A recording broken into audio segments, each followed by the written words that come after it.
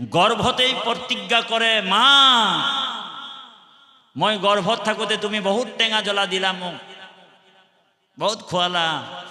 ৰবা মা, মই ভূমিষ্ঠ হ'বলৈ দিয়া, তোমাকো মই বহুত টেঙা জ্বলা দিম। ঔ হৰি ৰাম। জীৱাত্মাটোৱে প্ৰভু ভগৱন্তক প্ৰাৰ্থনা কৰিছে, স্তুতি কৰিছে। যাদৱ যদুনন্দন মাধৱ মধুসূদন তুমি নিত্য নিৰঞ্জন, তোমাত লৈলো হৰণ। ইবাৰ কৰুণাময় হৰি কমলাপতি, এইবাৰ কিন্তু মোকে নাই ছাড়বি প্ৰভু। বুঝি পাইছেনে কথাটো? তাৰমানে 84 লক্ষ জনী ভ্ৰমণ কৰি আহিলো, কত সোমাই দিলে এবাৰ? মানুহৰ পেটত। ভক্ত প্ৰহ্লাদে দৈত্য শিশুসকল কৈছে, দুৰ্লভম মনুষ্যম দেহা। এই মানুহৰ জন্মটো বহুত দুৰ্লভ। আমাৰ বাপজনে কৈ গ'ল, 84 লক্ষ জনী অতিক্ৰম কৰাৰ পিছত যেতিয়া জীৱই ভাগৰি যায়, তেতিয়া কৃষ্ণই কৃপা কৰি মানৱীয় তনুটো দি দিয়ে। এইটো গোল্ডেন চান্স দি দিলে। মানুহৰ জন্মটো এইটো পাইছো যে আমি, এইটো গোল্ডেন চান্স। সেইকাৰণে মহাপুৰুষ মাধৱদেৱে ঘোকাত লিখিছে, ও ভাৰত ৰত্নৰ দীপ হে মনুষ্য হৰিৰ নৌকা, ৰাম নাম মহাৰত্নহাৰ, হেনয় বা নিজ পাই যিটো জীৱন তৰিলা, বোলে তাতো পৰে দুখী আউৰ নাই। তাৰ নিচিনা আত্মঘাতী নাই। আত্মঘাতী মানে কি? আমি আত্মঘাতী কোনজনক বুলি ভাবো? যিজনে নেকি ডিঙিটোত ৰছীডাল মেৰিয়ায়, হয়নে? গছত ওলমি গ'ল, সেইজন আত্মঘাতী। শব্দটো সুচাইড বুলি ক'লে বেছি ভাল বুজায়, হয়নে বাৰু? সেইজনক সুচাইড হল বুলি কওঁ, কিন্তু সেইজন সুচাইড নহয়। যি মনুষ্য জন্ম পাই ভাৰতবৰ্ষত যদি কৃষ্ণৰ ভকতি নকৰে, হৰিৰ ভক্তি নকৰে, সেইজন নিচিনা আত্মঘাতী নাই বুলি কৈছে। জীয়ই যদি পঞ্চদিন বিষ্ণু ভক্ত নৰ, তথাপি তাৰেহে জানা জীৱন সফল। আপোনালোকৰ জীৱন সফল হৈ গ'ল। অনলি 5 days যদি কোনোবা যদি জীয়াই থাকি কৃষ্ণৰ ভকতি কৰিছে, তাৰ 6 নম্বৰ দিনটো যদি কেনেবাকে তাৰ প্ৰাণ গুচি যায়, তথাপিও তেওঁৰ কল্যাণ হ'ব বুলি ভাগৱতে কৈছে। জীয়ই যদি পঞ্চদিন বিষ্ণু ভক্ত নৰ, তথাপি তাৰেহে জানা জীৱন সফল। পৰম দুৰ্মতি যিটো ভক্তিহীন নৰ, জীয়ই যদি বহুকাল সহস্ৰ বছৰ,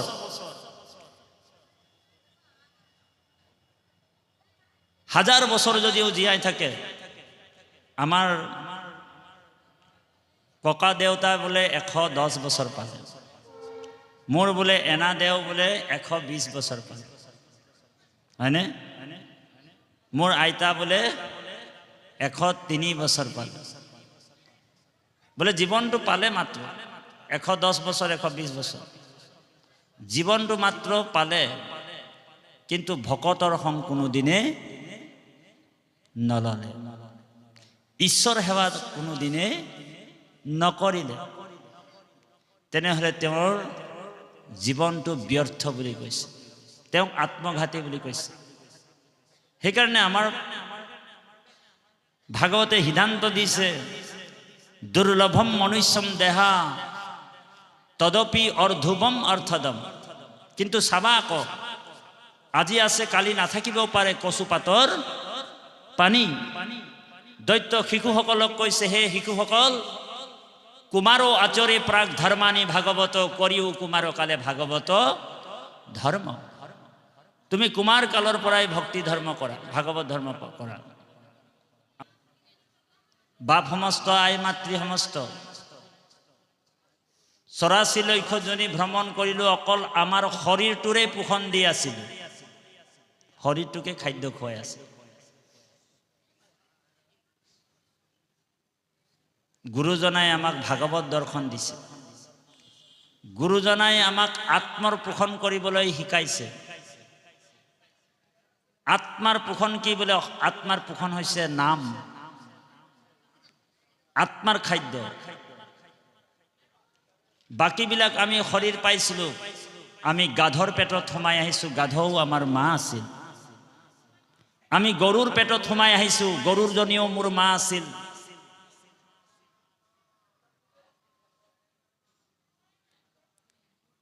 আমি জেঠিৰ পেটত সোমাই আহিছোঁ, জেঠিজনীও মোৰ মা আছিল, হয়নে?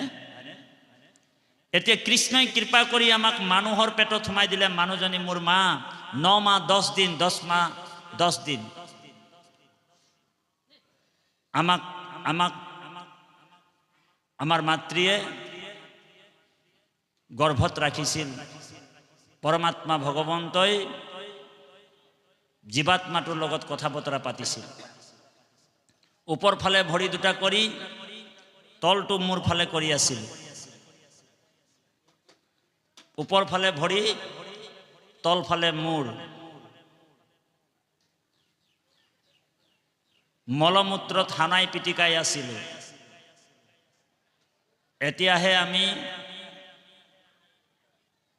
মলমূত্ৰৰ গোন্ধ পালে চি চি চি চি চি,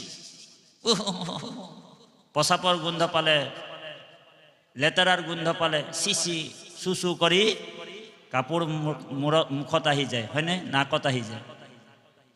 9 মাহ 10 দিন গৰ্ভত যেতিয়া আপুনি মই আছিলোঁ, এনি টাইম মলমূত্ৰৰ গোন্ধ পাই আছিলোঁ। তেতিয়া কোনো কাপোৰৰ ব্যৱস্থা আছিল নেকি? বোলে নাছিল। জীৱাত্মাটোৱে ভৰি দুটা ওপৰ ফালে, মূৰটো তলফাল কৰি ভগৱন্তক স্তুতি কৰি আছে। আপোনালোক আমি সদায় স্তুতি কৰোঁ। সকলোৱে গাব, যাদৱ যদু নন্দন মাধৱ মধুসূদন, এ তুমি নিত্য নিৰঞ্জন নাৰায়ণ, তোমাত লইলো শৰণ। ইবাৰ কৰুণাময় হৰি কমলাপতি, মোৰে নসাৰিবা নাৰায়ণ, অৰুণ চৰণ তলে হৰি কমলাপতি, সত্যে সত্যে পখিলু শৰণ। জীৱাত্মাটোৱে প্ৰভু ভগৱন্তক প্ৰাৰ্থনা কৰিছে, স্তুতি কৰিছে। যাদৱ যদুনন্দন মাধৱ মধুসূদন, তুমি নিত্য নিৰঞ্জন, তোমাত লইলো শৰণ। ইবাৰ কৰুণাময় হৰি কমলাপতি, এইবাৰ কিন্তু মোকে নাই ছাড়বি প্ৰভু। বুজি পাইছেনে কথাটো? তাৰমানে 84 লক্ষ জনী ভ্ৰমণ কৰি আহিলোঁ, ক'ত সোমাই দিলে এইবাৰ? মানুহৰ পেটত। আইসকলে ভাবিছে আমিতো গৰ্ভৱতী হৈছিলোঁ, আমিহে বোলে শিশুসকলক জন্ম দিছোঁ। আপোনালোকো গৰ্ভৰ পৰাই অহা। ঔ হৰি এনি টাইম মলমূত্ৰৰ গোন্ধ। এই ছালটো যিটো দেখিছে, এই ছালটো 5 মাহত সৃষ্টি হয়। গৰ্ভৱতী মহিলাক অকণমান টেঙা খাবলৈ মন যায় বেছিকৈ, অকণমান জ্বলা খাবলৈ মন যায় বেছিকৈ। মাকে নাজানে শিশুটোৰ অৱস্থা কি হৈ আছে। আপোনালোক দোকানবিলাকত জানে ব্ৰইলাৰ বিক্ৰী কৰে ন, চৰিয়া এটা তেনেকৈ ওলাই থয়, ছালটো চেলিয়াই কিনি। ঠিক শিশুটোৰ অৱস্থাটো গৰ্ভত তেনেকৈ থাকে। মাকে টেঙা খাই দিয়ে, জ্বলা খাই দিয়ে, ডাইৰেক্ট টাচ হৈ যায়। অকণমান কটা ঘাৱত যদি নিমখ দি দিয়া হয়, কি অৱস্থা হয় আমাৰ? জীৱাত্মাটো ছটপটাই যায় ভিতৰত, কেতিয়াবা কেতিয়াবা মূৰ্ছা যায়। সেইকাৰণে গৰম বেজি দিবলৈ লৈ যায় ডক্টৰৰ ওচৰত। ঔ হৰি ওৰা। আৰু মূৰ্ছাৰ পৰা যেতিয়া জীৱাত্মাটোৱে উঠে, শিশুটো যেতিয়া উঠে, গৰ্ভতেই প্ৰতিজ্ঞা কৰে, মা মই গৰ্ভত থাকোঁতে তুমি বহুত টেঙা জ্বলা দিলা, মোক বহুত খুৱালা। ৰবা মা, মই ভূমিষ্ঠ হ'বলৈ দিয়া, তোমাকো মই বহুত টেঙা জ্বলা দিম। ঔ হৰি ৰাম। সেইকাৰণে আমাৰ ল'ৰা ছোৱালীবিলাক আমাৰ কথা শুনা নাই। সেইকাৰণে সাৱধান হ'ব আই মাতৃ সমস্ত। আই মাতৃ সমস্তৰ ত্যাগটো বহুত বেছি। জীয়াৰীৰ পৰা গৃহিণীৰ পৰা এগৰাকী মাতৃ হ'ব লাগে। গতিকে সেই জীৱাত্মাটোৱে যেতিয়া ভগৱন্তক স্তুতি কৰে, ইবাৰ কৰুণাময় হৰি কমলাপতি মোৰে নচাৰিবা নাৰায়ণ। তেতিয়া ভগৱানে কৈছে, ঠিক আছে, মই তোমাক এই গৰ্ভৰ পৰা মুক্ত কৰিম, তুমি মোৰ ভকতি কৰিবানে? বোলে হয় প্ৰভু, মই তোমাৰে ভকতি কৰিম, তোমাকে ভজিম। আৰু যেতিয়া এই সংসাৰত তেওঁ প্ৰসূতি বায়ুৰ দ্বাৰা হেঁচাত ঠেলা খাই বাজ হৈ যায়, পৃথিৱীৰ এই মায়াময় সংসাৰ দেখি তেওঁ ঈশ্বৰক পাহৰি যায়। তাক বিষ্ণু মায়াই ধৰি লয়। কিন্তু ভকতৰ সং যেতিয়া হয়,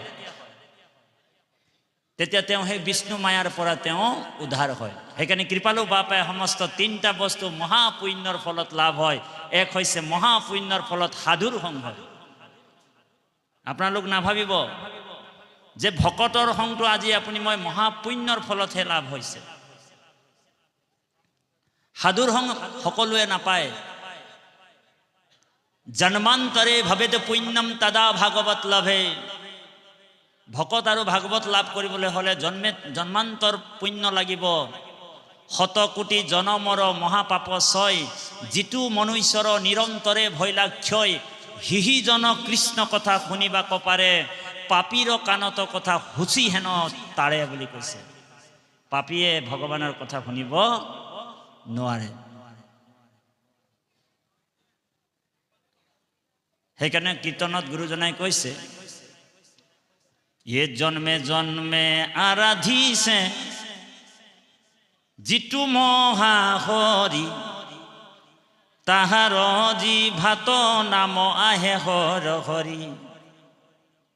जन्मे जन्मे आराधिसे जितु महाहरि, ताहार जिभात नाम आहे हर हरि। राम नाम कृष्ण नाम সকলোৱে ক'ব নোৱাৰে। राम नाम कृष्ण नाम কোনে ক'ব পাৰিব? বোলে জন্মে জন্মে আৰাধিছে যিটো মহাহৰি, তাহাৰ জিভাত নাম আহে হৰ হৰি। ৰাম নাম কৃষ্ণ নাম কোনে ক'ব নোৱাৰে? বোলে জন্মে জন্মে কৰি আছে পাপৰ পৰ্বত, আজুড়ন্তে নাহে নাম তাহাৰ জিভাত। গতিকে আমাৰ মহাপুৰুষ দুজনা গুৰুৱে আমাক চৈতন্য হয়। আজি কীৰ্তন দশম ঘোষা এই পৃথিৱীত যেতিয়ালৈকে থাকিব, মহাপুৰুষ গুৰুজনা শ্ৰীমন্ত শংকৰদেৱ গুৰুজনাক আমি সাক্ষাৎ দৰ্শন পাই থাকিম।